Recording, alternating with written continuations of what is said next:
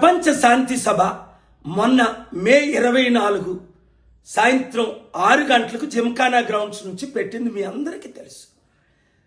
మే 20ని 21ని రేవంత్ రెడ్డి గారు ముఖ్యమంత్రిగా హోమ్ మినిస్టర్గా ఆ పర్మిషన్ ఇవ్వని క్యాన్సిల్ చేయించారు పోలీసుల ద్వారా. వెంటనే మేము కోర్టుకు వెళ్ళాం.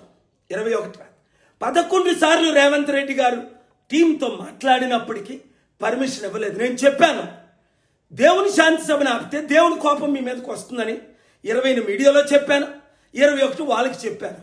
22 రేవంత్ రెడ్డి గారిని ముద్దాయిగా హెరాల్డ్ నేషన్ కేసులో పెట్టారు. హ్యూమన్ రైట్స్ కమిషన్ అల్లు అర్జున్లో మీరు తప్పు చేశారని ఆ రోజే పెట్టారు. మిస్ వరల్డ్ మ్యాగీ నన్ను ఒక వేశ్యగా ట్రీట్ చేశారు. మిస్ వరల్డ్ కంటెస్టెంట్కి వస్తే ఏంటి ఈ దేశం ఈ రాష్ట్రం అని ఇంగ్లాండ్ తిరిగి వెళ్ళిపోయింది. మీడియాతో మాట్లాడుతుంది. నా నోరు మూయించడానికి చూడండి గవర్నమెంట్ ప్లేడర్ని రేవంత్ రెడ్డి గారు పెట్టి ఎట్టి పరిస్థితుల్లో ఈయనకి పర్మిషన్ ఇవ్వకూడదు అంటే జడ్జి గారు ఇచ్చారు. కానీ ఇలాంటి ఆర్డర్ ప్రపంచంలో ఎవరికి ఎప్పుడు ఇవ్వలేదు. నా శాంతి సభలకు లక్షల మంది వస్తారు. 2200 శాంతి సభలు పెట్టాను. మన దేశంలో 300కు పైగా 3 లక్షల నుంచి 20 లక్షలు వచ్చారు.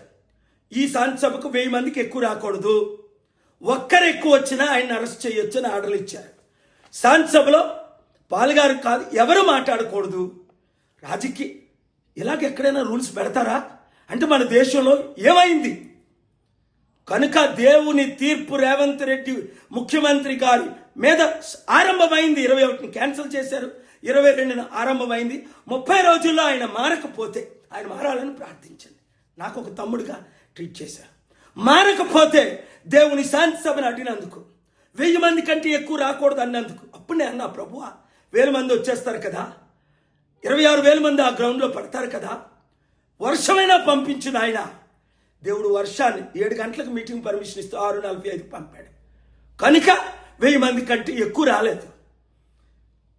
నన్ను అరెస్ట్ చేయడమా, నాకు శాంతిని అడ్డుకోవడమా, దొంగలకి దోచుకున్న వాళ్ళకి రాజకీయ నాయకులకి పర్మిషన్లు ఇవ్వడమా, ఒకరినొకరు తిట్టుకోవడమా, 100,000 కోట్లు ఖర్చు పెట్టి ఈ సమిట్లు ఈ మిస్ వరల్డ్ వలన ₹1 లాభం జరుగుతుందా? కంపెనీలు వస్తున్నాయా? ఉద్యోగాలు వస్తున్నాయా?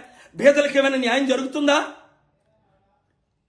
మారాలి, మనమే మార్చాలి. ఈ వీడియో ప్రతి ఒక్కరికి షేర్ చేయండి. ముఖ్యమంత్రి రేవంత్ రెడ్డి గారు తక్షణమే క్షమాపణ చెప్పి మారినట్లు, 30 రోజుల్లో మారకపోతే దేవుడే ఆయన్ని దర్శించినట్లు ప్రార్థించండి.